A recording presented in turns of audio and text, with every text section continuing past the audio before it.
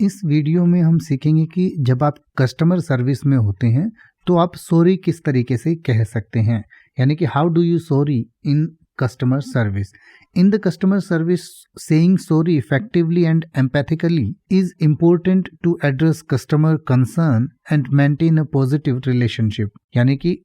Customer service में जब आप होते हैं, यानी कि ग्राहक सेवा में जब होते हैं, तो आपको सॉरी जो कहना है वो इफेक्टिवली भी कहना है और ग्राहक को भी लगना चाहिए कि सच में आपको वैसा महसूस हो रहा है या आप ग्राहक का जो परेशानी है, जो दुख है, ये जो उसको प्रॉब्लम आई है उसके साथ कनेक्ट कर पा रही हैं, तभी ग्राहक के साथ जो है आपका एक पॉजिटिव रिलेशनशिप मेंटेन होता है. तो आपको यहाँ पर कुछ सेंटेंस दिए गए हैं जिनका इस्तेमाल करते हुए आप जो है सही तरीके से कस्टमर सर्विस के दौरान सॉरी कह सकते हैं. इसके लिए आप कह सकते हैं I apologise for any convenience this may have caused, यानी कि इसकी वजह से जो भी परेशानी आपको हुई है उसके लिए मैं माफ़ी चाहता हूँ या मैं माफ़ी चाहती हूँ. इसके अलावा आप कह सकते हैं I am sorry to hear about the issue you are facing, यानी कि जो आप इश्यू फेस कर रहे हैं, जो प्रॉब्लम आपको आ रही है उसके बारे में सुनकर मुझे दुख है या मुझे खेद है, यानी कि आप जो है कस्टमर का जो कंसर्न है उसके बारे में आपको खेद है. इसके अलावा आप कह सकते हैं I am truly sorry for the trouble you have experienced, यानी कि आपको जो परेशानी हुई है, जो ट्रबल हुई है उसके लिए मैं सच में माफ़ी चाहता हूँ. इसके अलावा आप कह सकते हैं I want to express my sincere apologies for the situation, यानी कि जो ये सिचुएशन आपके सामने आई या जो आपको ये परेशानी हुई इसके लिए मैं अपनी तरफ से जो सिंसियर अपोलॉजीज हैं, यानी कि जो है दिल से मैं इसके लिए माफ़ी चाहता हूँ. या आप ये भी कह सकते हैं I am here to help and I apologise for any frustration you are feeling,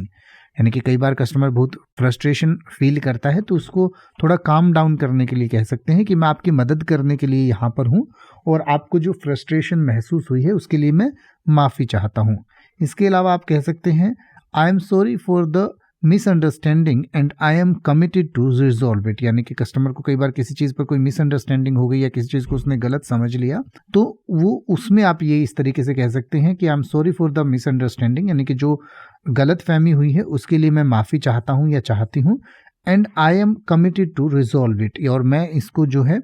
resolve करने के लिए या इस समस्या को सुलझाने के लिए दृढ़ संकल्प है, यानी कि मैं पूरी कोशिश इस चीज़ को सुलझाने की कर रहा हूँ या कर रही हूँ. यानी कि सभी जो फ्रेजेस हैं लड़का और लड़की दोनों ही इस्तेमाल कर सकते हैं, यानी कि मेल और फीमेल दोनों तरीके के जो दोनों एग्जीक्यूटिव जो है इसका इस्तेमाल कर सकते हैं. या आप इस तरीके से भी कह सकते हैं please accept my apologies for the inconvenience you have encountered, यानी कि आपको जो असुविधा हुई है उसके लिए मेरी माफ़ी को आप स्वीकार करें, यानी कि और भी पोलाइट तरीका है किसी चीज़ को कहने का. और कस्टमर सर्विस में आप कस्टमर से डायरेक्ट बात कर रहे होते हैं तो आप कस्टमर को एक कंपनी का रिप्रेजेंटेशन दे रहे होते हैं, यानी कि आप अपनी कंपनी की तरफ से बात कर रहे हैं. तो उस समय बात करते हुए आपको जेन्युइन लगना चाहिए, ये ना लगे कि आप कस्टमर को टालने की कोशिश कर रहे हैं या वैसे ही रटी रटाई सॉरी बोल रहे हैं.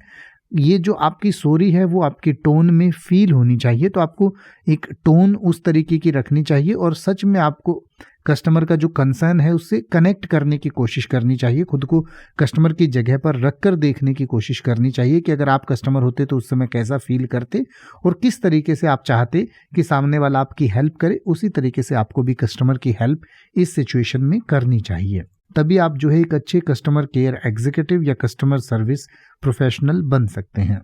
अब आप ऐसे ही किसी भी वर्ड का मतलब हिंदी और इंग्लिश में YouTube पर सर्च कर सकते हैं. आपको मेरी वीडियो मिल जाएगी जिसमें आप बिना किसी फालतू बकवास के सीधा उस वर्ड का मतलब समझ पाएंगे. तो ऐसी ही वीडियोस को देखते रहने के लिए चैनल को सब्सक्राइब करें और बेल आइकन को प्रेस करें.